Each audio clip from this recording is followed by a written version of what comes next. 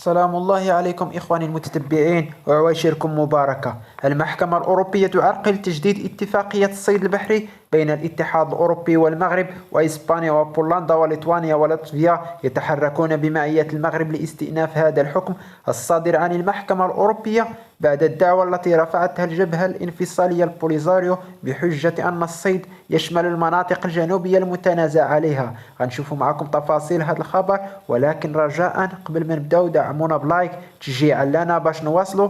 فعلوا زر الجرس باش توصلوا بالجديد فضلا وليس أمرا.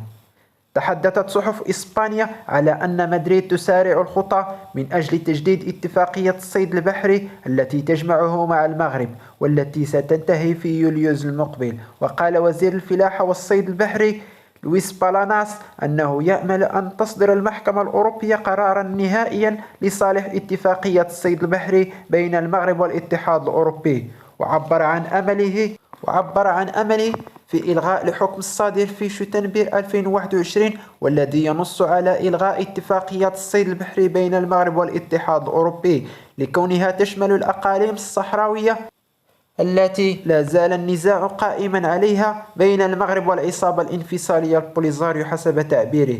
فقد تقدمت كل من بولندا ولاتفيا وليتوانيا بطلب إلى الاتحاد الأوروبي من أجل تجديد هذا الاتفاق، لأن هذه الدول الثلاث إلى جانب إسبانيا هي الأكثر تضررا.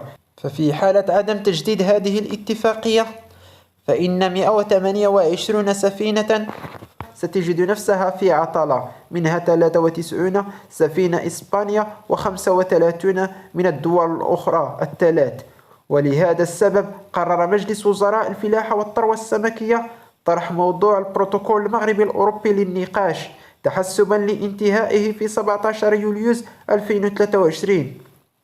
فإسبانيا جد متخوفة من عدم تجديد اتفاقية الصيد البحري مع المغرب، وحذرت الاتحاد الأوروبي من هذا التوقف، محملة إياه مسؤولية ما قد تؤول إليه هذه الاتفاقية، لأنها تشكل مصدر عيش الصيادين الإسبان القادمين من الأندلس وغالسيا وجزر الكناري. فجدير بالذكر أن الاتفاق الموقع بين المغرب والاتحاد الأوروبي كان مقابل 48.1 مليون يورو في السنة الأولى، و50.4 مليون أورو في السنة الثانية، و55.1 مليون أورو في السنة الثالثة والرابعة. وتمتد مناطق الصيد من طنجة إلى القويرة.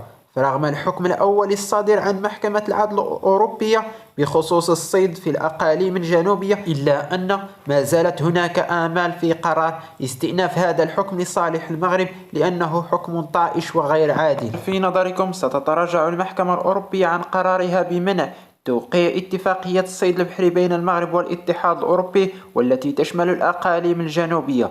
وكيف ستتعامل إسبانيا وبولندا وليتوانيا ولاتفيا مع هذا القرار في حالة عدم تراجع المحكمة عن قرارها باعتبار هذه الدول أكثر تضررا؟ وهل سيؤدي استمرار هذا القرار في تفكير هذه الدول للخروج من الاتحاد الأوروبي؟ آراؤكم وتفاعلاتكم تهمنا، فمزيدا منها.